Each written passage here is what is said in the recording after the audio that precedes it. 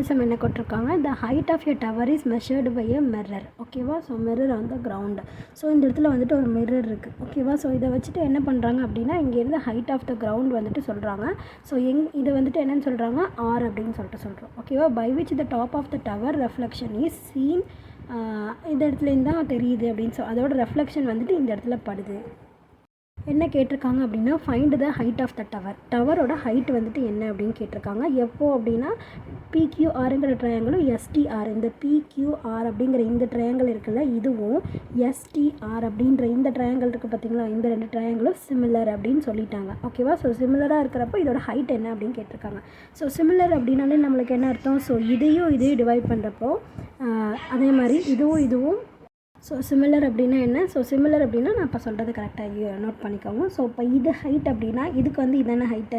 So அப்போ இது ரெண்டும் எப்படி இருக்குது, ப்ரொபோஷ்னலாக இருக்குது. ஸோ அப்போ PQ divided by ST is equal to, so அப்போ ஃபஸ்ட்டு இங்கே என்ன எழுதிக்கிட்டிங்கன்னா கிவன் எழுதிக்கோங்க. ஓகேவா, ஸோ கிவன் வந்துட்டு என்ன கொடுத்துருக்காங்க, triangle PQR is similar to triangle STR. ஓகேவா, ஸோ அதனால் நம்ம வந்துட்டு இந்த மாதிரி எழுதிக்கிறோம்.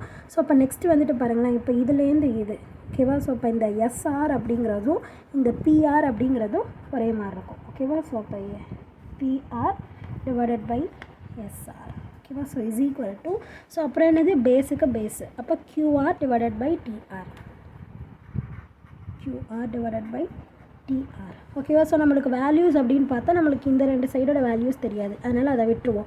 ஸோ அப்போ நம்மளுக்கு எதுவும் தெரியும் அப்படின்னா, இந்த சைடு இருக்கிறதும் கீழே இருக்கிறதும், அதாவது இதுக்கான வேல்யூவும் தெரியும். ஸோ அப்போ அதனால் இது 2த்தை மட்டும் ஈக்குவேட் பண்ணி நம்ம ஹைட் என்னன்னு கண்டுபிடிக்கலாம். ஓகேவா, so PQ by ST is equal to QR divided by TR. ஓகேவா, ஸோ PQவோட வேல்யூ என்ன தெரியாது, so H. So H divided by ST அப்படிங்கிறது என்னது 8. So H by 8 is equal to QR அப்படிங்கிறது 60.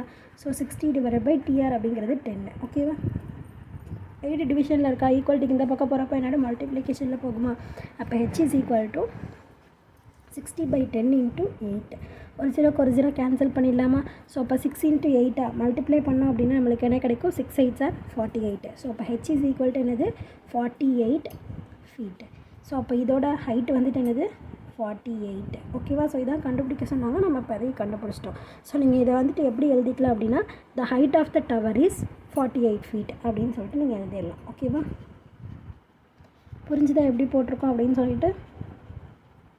height of the tower is 48 feet அப்படின்னு சொல்லிட்டு answer முடிச்சிடலாம். ஓகேவா, ஸோ புரிஞ்சுதுன்னா லைக் பண்ணுங்கள், புரியலன்னா என்ன புரியல அப்படின்னு சொல்லிட்டு கமெண்ட் பண்ணுங்கள். ப்ளேலிஸ்ட்க்கான லிங்க் டிஸ்கிரிப்ஷனில் தரேன், ப்ளேலிஸ்ட் செக் பண்ணிங்கன்னா எல்லா சப்ஸ்க்கான ஆன்சர்ஸுமே பார்த்து தெரிஞ்சுக்கலாம். ஓகேவா, தேங்க்யூ.